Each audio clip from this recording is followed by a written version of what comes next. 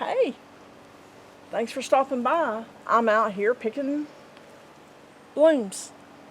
Why? Because this is a mimosa tree and there is lots that you can do with these blooms. It is a beautiful tree, but it's more than just a pretty tree.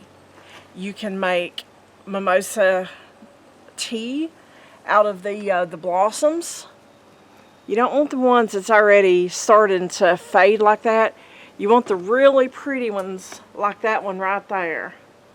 And guys, also the butterflies like them. Look at that butterfly. They're pollinating and drinking. But you can make tinctures out of it. And that's what I am picking these for today. I'm going to make a tincture. What is a tincture? It is simply a plant, an herb, a bloom, soaked in 100 proof vodka. That's what I use as the base for my tinctures, because that way it's pure enough that it's not going to spoil. But I want to get back to picking these, and then I'll go inside, and I have to pull all the green off because we don't want that in there. We just want the pink. And we'll get this tincture going. Okay, I just came inside from picking the blossoms from the mimosa tree. What I'm doing now is I'm separating the pink and the white from the green. We don't want that in there. So this is a tedious, long job, folks. It'll probably take 30-40 minutes or so to do that. But what I'm going to do once I get this done, always be checking for bugs and inchworms whenever you're doing this, guys.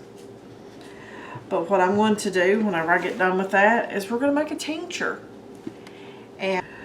But one of the main things is this is known kind of like as a feel-good or a mood lift, mood boost. So this is mainly for anxiety or depression. But I'm going to go ahead and get all of this pink and white separated, and then I'll show you how to go ahead and finish up that tincture. Okay, I'm almost done. I pulled the green stems off. Now folks, after I started doing this, I Googled, and this right here is actually part of the flower, so this little bit of green is fine to leave in there.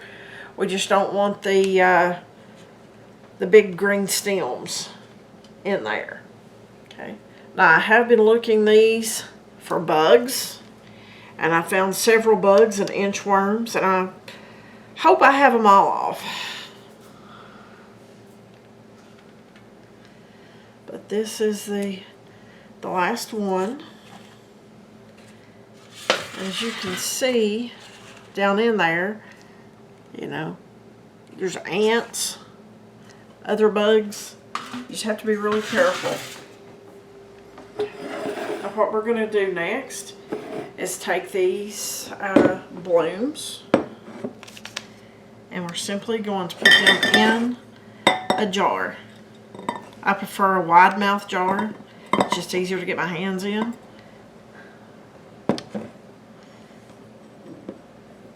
I could have picked more and cram packed this down in there, but I'll probably go out tomorrow and get more to fill it up. But for video's sake, I'm going to go ahead and finish this. And what I didn't mention is you want to wait until the middle of the day when the sun is out and these have dried off from the morning dew. Okay. And I have 100 proof vodka. Some people only use 80 proof. I prefer 100 proof. And we're going to cover this.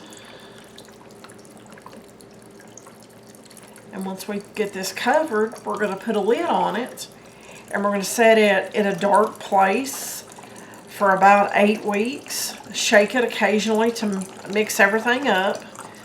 I don't need to fill this all the way up. I'm just making sure everything is covered. But just put it on there and just shake it up. And all the goodness from the mimosa flowers is going to steep into the vodka, and then we will strain it. We'll put it in a little tincture and then use the dropper during the day for, you know, lifting your mood. It's Chinese medicine, folks. But that's the end of this video. I just wanted to show starting this tincture, and when it is completed, I will do another video, and I'll put links to both on each video. That way you can see start to finish. I'll see you on that next video.